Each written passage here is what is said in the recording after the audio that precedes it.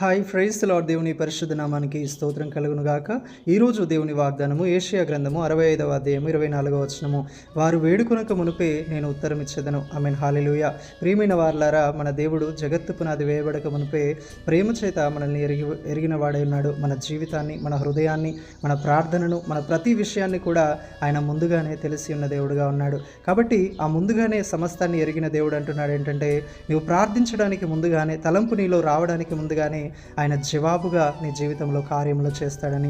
చూడండి, అరణ్యంలో ప్రభువైన యేసు బోధన వినడానికి వచ్చిన ప్రజల ఒక ఆకలిని వారు అడగక ముందుగానే ఆయన 5 రొట్టెలు 2 చేపలను ఆశీర్వదించి వారి అందరి ఆకలిని తీర్చి సమృద్ధిని దయచేశాడు. సారెపతు విధవరాలు కూడా అడగక మునిపే మరి ఏలియా ప్రవక్తను పంపించి ప్రవచింపజేసి పిండి నూనె తక్కువ కాకుండా 3.5 సంవత్సరాలు వారిని పోషించాడు.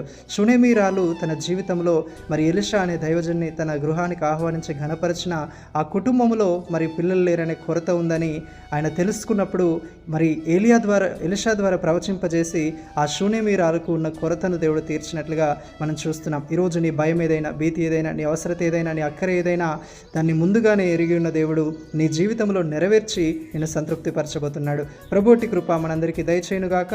ఆమేన్. Praise the Lord. May God bless you all.